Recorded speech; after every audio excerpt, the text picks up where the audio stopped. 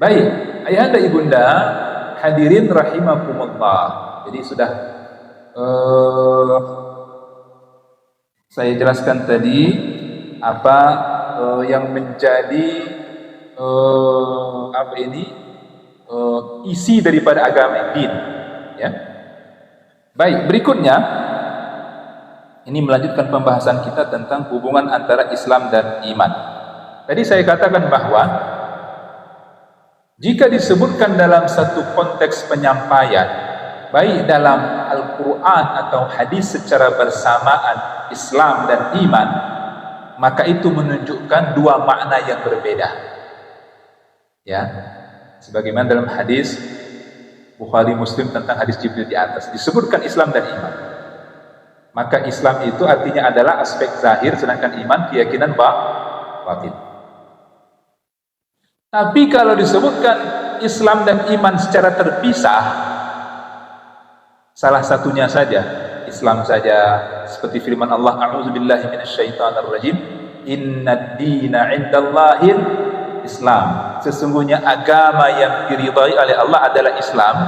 Jangan kemudian disalahpahami bahwa kalau begitu imannya enggak, Ustaz. Enggak.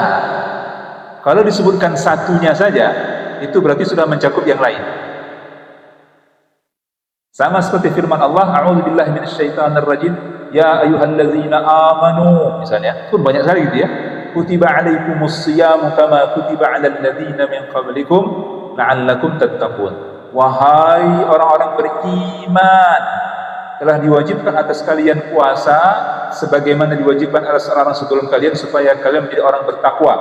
Jangan nanti ada yang mengatakan, aku kan baru masuk Islam, aku ini berarti imannya belum kuat. Kalau begitu nggak termasuk dong orang yang wajib berpuasa. Enggak. Nah, itu loh. Karena kan yang disuruh amanu, yang beriman. Amin ya, baik-baik ya. Itu kata ulama. Jadi kalau disebut salah satunya saja, itu mencakup keduanya. Tapi jika disebutkan dua-duanya secara bersamaan, itulah tadi muncul perbedaan. Ya. Maka disebutkan juga bahwa setiap orang yang mukmin itu sudah pasti muslim, tapi tidak sebaliknya, orang muslim belum tentu mukmin. Nah, itu tadi contohnya seorang Christian nomor bro-nya. Itu yang tercatat sejarah ya. Bukan tidak mungkin ada satu dan lain, sementara orang di luar sana yang zahirnya dia sudah Islam, kita perlakukan dia sebagai muslim, tapi ternyata di mata Allah dia bukanlah orang yang beriman. Boleh saja, wal'iyadzubillah. Inilah penting kita belajar, wal'iyadzubillah. Begitu pula sebaliknya, orang kalau sudah sampai pada tahap ihsan, itu berarti dia mesti sudah mukmin dan muslim. Mukmin dan muslim. Begini, saya teringat. Ulama akidah kerap memberikan ilustrasi laksana pohon. Ada akar, ada batang, dahan, ranting, daun, ada buah. Pertanyaannya, kalau kita kembali kepada pohon agama ini, pohon agama, Islam itu mananya ini? Laksana pohon, bayangkan ya, ada bunda, pohon, ada akar, batang, dahan, ranting, daun, buah. Islam itu mananya?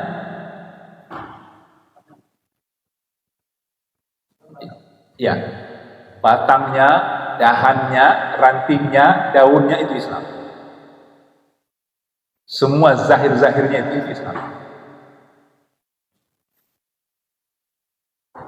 Iman itu bagian mananya?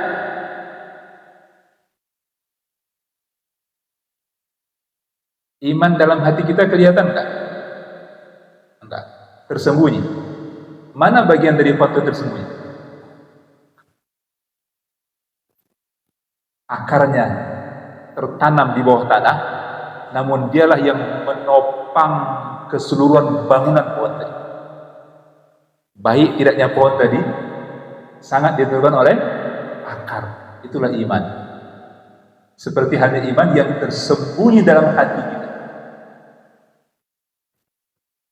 Inilah yang menjadi jawaban kiranya kalau kita lihat laqad darallah, satu dan lain berita-berita kriminal. kok bisa ya, misal, na'udzubillah, seorang aki-aki yang ditokohkan sebagai tokoh agama, guru ngaji, misal, diberitakan berbuat cabul kepada anak kecil misalnya, kok bisa? Ya itu tadi. Di sininya masalahnya. Kok bisa ya yang selama ini nampak baik-baik, pakai jilbabnya sudah panjang, bagus, tiba-tiba belas, balik you can see. Ada nggak? Ada. Satu dan lain orang lah, sama-sama tahu. Ada yang udah bagus pakai, bahkan jilbabnya kata jilbab syar'i panjang, tiba-tiba balik you can see. Itu kan jilbab, jubah, janggut, itu zahirnya. Yang menjadi landasan fondasi itu mana? Di sini imannya. Jadi kadang-kadang sedikit diuji, goyah sudah ini balik. Itu ada seorang seleb, saya nggak menyebut nama ya, karena saya sempat dulu sejenak mendampingi beliau menjadi pembimbing ketika berhaji di tahun 1997-98, Haji Krismon. Waktu itu bagus, tutup pakai jilbab segala macam, bagus. Tapi kemudian belakangan kembali saya ke tanah air, saya dapati berita kalau sudah cerai dengan suaminya, balik you can see. Balik you can see. Sedikit diuji, balik you can see. Katanya, I am back. Saya ingin supaya para fans saya tahu kalau saya masih eksis, kira-kira begitu. Selamanya ternyata dia merasa terkungkung, dikarenakan kewajiban patuh kepada suami untuk tidak berekspresi sebagaimana yang dia kehendaki, misalnya. Ini masalahnya di sini, di iman ini yang tersembunyi. Hanya saja kita ini kan memang lebih sering mementingkan aspek zahir. Itulah manusia. Manusia itu kerap kali lebih disibukkan dengan aspek zahir, dan kita juga memang hanya bisa menilai secara zahir. Baik. Sedangkan buahnya apa itu? Ihsan. Itulah buahnya. Akan mewujud dalam akhlak yang baik. Nanti akan kita bahas dalam hadis-hadis berikut ya, tentang hubungan antara iman dan akhlak. Berdasarkan hadis, kajian hadis, hubungan antara iman dan akhlak. Baik, hadis yang kedua masih juga berkaitan dengan, insyaallah sempat sedikit, dengan hadis yang pertama di atas tadi, hadis Jibril ya. Begini, dari seorang sahabat besar, Usamah bin Zaid bin Harithah. Mungkin pernah saya singgung sebelumnya. Usamah bin Zaid ini cucu angkat kesayangan Nabi. Kenapa disebut cucu angkat? Sebab Zaid bin Harithah adalah anak angkat Nabi. Zaid bin Harithah berkulit putih ganteng, tapi Usamah diriwayatkan berkulit hitam. Kok bisa? Sebab Zaid bin Harithah menikah dengan seorang wanita Habasyah berkulit hitam. Lahirlah anak berkulit hitam, Usamah bin Zaid. Pun demikian Nabi sungguh sayang kepada Usamah. Dalam satu riwayat saya pernah mengingat, membaca, disebutkan Nabi pernah memangku cucunya Hasan dan Husain, kemudian Usamah. Lantas Nabi mengatakan, demi Allah aku sungguh mencintai mereka ini, dan sungguh Allah mencintai siapapun yang mencintai mereka. Subhanallah, Nabi sungguh sayang kepada Usamah. Baik. Usamah meriwayatkan, ba'atsana Rasulullah sallallahu alaihi wasallam ila al-hirqati min Juhainah. Suatu ketika Nabi pernah mengutusku bersama sementara sahabat untuk memerangi Bani Juhainah, perkampungan Bani Juhainah yang masih musyrik ketika itu. Ya. Fasabbahna al-yawma fahazamnahum. Di satu pagi hari kami kemudian mampu mengalahkan Bani Juhainah tadi, kata Usamah bin Zaid. Walahiktu ana wa rajul minal ansar rajulan minhum. Aku dan salah seorang dari seorang laki-laki dari orang-orang Ansar, kami mampu mengalahkan salah seorang pria dari Bani Juhainah tadi. Rajulan minhum, salah seorang pria dari Bani Juhainah. Ketika kami bisa melemahkannya dan dia masih hidup tapi sudah takluk kalah. Sekonyong-konyong kemudian laki-laki dari Bani Juhainah tadi mengatakan, qala la ilaha illallah, diucapkannya kalimat tauhid, la ilaha illallah, layak orang yang beriman. Lantas apa kata Usama? Fakaffa anhu al-ansari, saudaraku orang Ansar tadi menahan dirinya, tidak menghabisi laki-laki dari Juhainah tadi, karena sudah mendengar dia mengucapkan kalimat la ilaha illallah, kalimat tauhid. Tapi apa kata Usama? Fata'antuhu biramhi, aku tetap membunuhnya dengan hunjaman tombakku. Aku hunjam dia dengan tombakku sampai meninggal. Ya. Lantas kemudian, falamma qadimna, setelah kami kembali usai perang ke Madinah, sampai berita tentang hal itu kepada Rasulullah sallallahu alaihi wasallam. Ya. Qal, kemudian Nabi bertanya kepadaku, ya Usamah, aqtaltahu ba'da ma qala la ilaha illallah? Apakah benar engkau membunuh seseorang setelah dia tegas mengucapkan la ilaha illallah? Tanya Nabi kepada Usama. Kata Usama, qultu ya Rasulullah innama kana muta'awwidzan. Ya benar, aku telah melakukannya. Kenapa?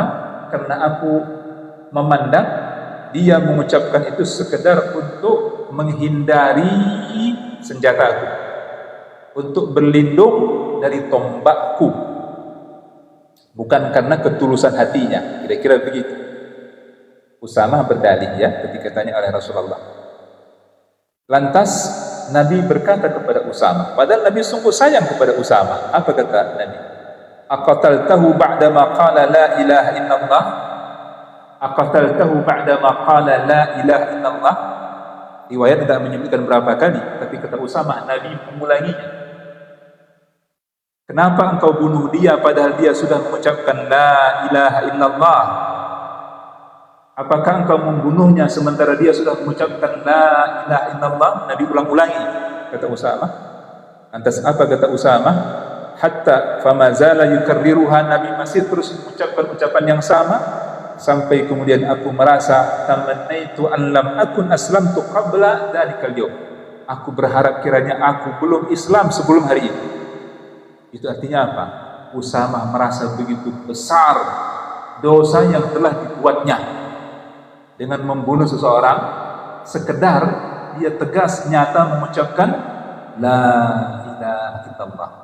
Itu artinya kira-kira begini maknanya, seolah-olah saking besarnya dosa yang aku rasa telah kuperbuat, aku merasa baru Islam kembali dari awal sejak hari itu.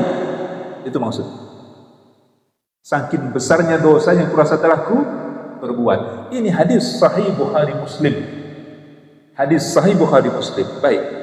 Dalam sahih Muslim saya dapati penjelasan lebih lanjut. Dalam sahih Muslim awal kisahnya sama, tapi di penghujung kisah tersebut disebutkan dalam sahih Muslim bahwa Rasulullah berkata kepada Usama, aqala la ilaha illallah wa qataltahu? Apakah dia nyata sudah mengucapkan la ilaha illallah sedang engkau masih terus membunuhnya? Qala qultu ya Rasulullah innama qala khaufan minas silah. Aku melakukan itu karena menganggap dia mengucapkan itu sekedar takut dari senjataku, takut dari tombakku. Qal, ini ada tambahan penting dalam riwayat Muslim. Nabi bersabda, afala syaqqaqta an qalbi hatta ta'lama aqalaha am la? Kenapa tidak engkau belah dulu hatinya? Kenapa tidak engkau belah dulu hatinya supaya engkau tahu apakah dia mengucapkan itu secara tulus dan jujur atau sekedar untuk menghindari senjatamu? Pertanyaannya, kalau ada mungkin di antara ayahanda ibunda yang seorang dokter sekali, kita bedahlah ini dada seseorang, dapat kitalah livernya di situ. Pertanyaannya, bisa nggak dokter mengetahui apa yang sedang dibisikkan oleh kalbu seseorang? Jawab. Mustahil.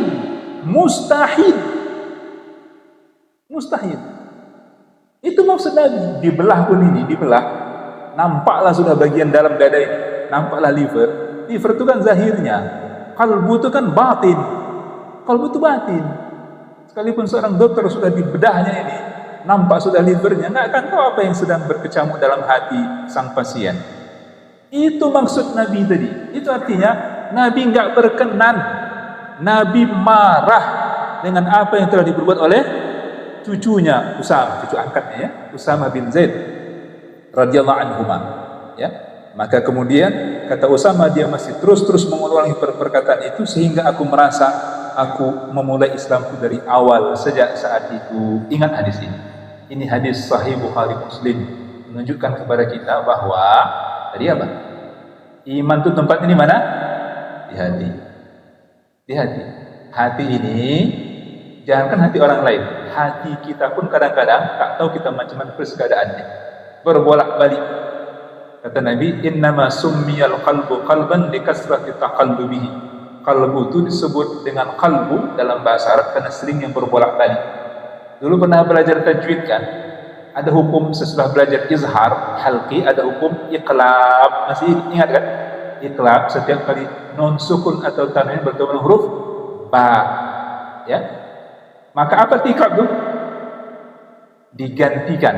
Digantikan suara n pada nun sukun dan tanwin menjadi suara mim. Ya kan? Itulah arti iqlab. Maka sebut qalbun, sama kan qalbun. Kata Nabi disebut hati itu qalbun karena suka berbolak-balik, berubah-ubah keadaan, bergonta-ganti keadaan. Ya, itulah dia hati, tempat bersemayamnya iman. Nanti akan kita bahas lebih lanjut. Jadi jangankan untuk menilai hati orang lain yang tersembunyi, terkadang suasana hati kita pun tidak sepenuhnya bisa kita kuasai. Maka pelajaran penting di balik hadis yang kedua ini apa? Bahwa jangan pernah kita mencoba berusaha untuk menghukumi, menghakimi hati orang lain.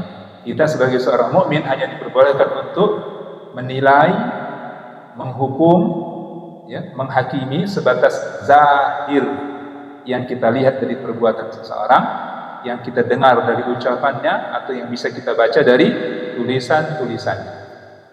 Urusan hatinya serahkan kepada Allah. Ya, berhati-hati boleh. Demikian yang dapat saya sampaikan dalam pengajian malam ini. Ya, kita sudah bahas 2 hadis. Alhamdulillah. Masih ada waktu?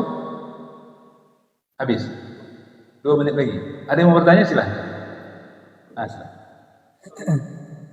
Waalaikumsalam warahmatullahi wabarakatuh. Oh iya. Jelas. Meski nanti akan kita bahas lebih lanjut ya. Ma'rifah itu kan artinya mengenal Allah. Mengenal Allah. Seseorang yang mengenal Allah, begini, nanti akan kita bahas. Allah itu kan gaib. Arti gaib ini bukan gak ada, tapi arti gaib sebagaimana yang didefinisi oleh ulama akidah, artinya segala sesuatu yang berada di luar jangkauan alat-alat indera. Itu dia gaib. Segala sesuatu yang berada di luar jangkauan alat-alat indera, alias tak bisa ditangkap oleh alat indera. Wujudnya tidak bisa dilihat oleh mata kita, tidak bisa didengar geraknya oleh telinga kita, tidak bisa diraba oleh kulit kita, tidak bisa diucap dengan lisan kita. Itu gaib. Bukan berarti nggak ada. Jika demikian, Allah masuk tak dalam pengertian gaib ini? Jawabnya, ya, masuk. Allah itu gaib.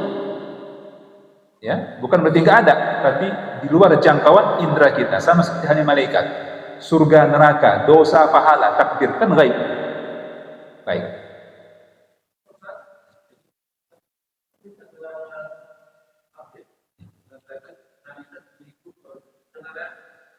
Ya, bisa. Ya. Karena sesungguhnya dengan mengenal diri kita, dengan segala hal yang menakjubkan pada diri kita, niscaya kita akan mengenal keagungan dan kemahakuasaan Allah. Tak usah jauh-jauh. Anak saya yang masih SMP cerita dia, karena mungkin dapat dari guru atau melihat dari penjelasan, katanya, Buya, ini Buya, jari kita ini, setiap jari ini berbeda sidiknya. Iya nak, saya enggak sebelumnya enggak. Saya pikir sama. Artinya gini, kanan kalau jempol sama gitu. Enggak lah Bu, ya iya pula saya pikir. Kenapa setiap kali kita berurusan paspor, imigrasi harus jempol kanan, jempol kiri? Itu berarti berbeda. So, kalau sama tak perlu ada kanan kiri. Subhanallah. Ini salah satu contoh. Kita kenali diri kita seperti ada seperti ya. Ini jari kita ini masing-masing jari berbeda sidik jarinya. Bayangkan dengan miliaran jumlah manusia. Saya rasa manusia dengan kecanggihan artifisial teknologi takkan bisa membuat ini. Berbeda dia semua. Masya Allah. Tapi ingin saya sampaikan gini, Allah itu gaib, tidak bisa dijangkau oleh alat indera kita. Ya. Maka dengan cara apa kita mengenalnya? Ya, apa teh? Tak kenal maka tak sayang. Yang kita abdikan sepenuh jiwa raga kita. Inna salati wa nusuki wa mahyaya wa mamati lillahi rabbil alamin. Allah rabbil alamin itu tak bisa kita kenali secara indrawi. Seperti apa dia, apa sifatnya, apa kesukaannya, bagaimana cara kita menghambakan diri, mengabdi seperti maunya dia. Kan ini? Maka benar, nanti akan kita bahas. Hanya ada satu cara kita untuk bisa mengenal Allah Rabb kita, yang kita abdikan sepenuh jiwa raga kita kepadanya, yakni dengan mengenal asma, nama-namanya yang mulia dan sifat-sifatnya yang agung. Inilah yang dibahas nanti dalam pembahasan tauhid al-asma was sifat, supaya kita tidak salah mempersepsikan Tuhan kita. Ya kan? Tidak salah dalam mempersepsikan Tuhan kita. Maka kita kenalilah dia, ya, sebagaimana Allah dan Rasulnya menyebut Allah lewat nama-namanya dan mensifati Allah dengan sifat-sifatnya. Itulah daripada hubungan antara ma'rifatullah dan ihsan. Ma'rifat itu kita pelajari dengan tauhid. Tauhid untuk bisa mengenal Allah. Kalau kita sudah mengenal Allah itu Al-Alim, Maha Tahu, tak ada satu helai pun daun yang kering yang jatuh di belahan bumi mana kecuali Allah mengetahuinya. Quran mengatakan, "Wa ma tasqutu min waraqatin illa ya'lamuha." Tidak satu pun daun kering yang jatuh kecuali Allah mengetahuinya. Masa kemudian kita masih tega berbuat maksiat meski dalam kesendirian? Ngerti maksudnya? Nampak enggak itu hubungan antara iman dengan ihsan? Itu dia. Kalau kita sudah mengenal Allah itu Al-Hakamul Adil, yang menghakimi dengan penuh adil, tak ada cerita sobok menjobok pakai orang dalam. Masihkah kita berharap dapat apa itu? Misalnya dapat bisa menyuap kira-kira dengan melakukan kezaliman dan maksiat. Sekalipun kita selamat dari hukuman manusia dunia, kita tak akan bisa luput dari hukuman Allah Al-Hakam yang maha menghukum dan maha adil di akhirat. Nah itu maksudnya itu. Dengan demikian pastilah kita akan terus berbuat ihsan. Demikian yang dapat saya sampaikan. Kita akan lanjutkan nanti dalam pertemuan berikutnya insyaallah. Terima kasih atas segala perhatian. Banyak mohon maaf akan segala kekurangan. Mari kita akhiri dengan doa kafaratul majlis. Subhanakallahumma bihamdik asyhadu an la ilaha illa anta astaghfiruka wa atubu ilaik. Alhamdulillahirabbil alamin. Assalamualaikum warahmatullahi wabarakatuh.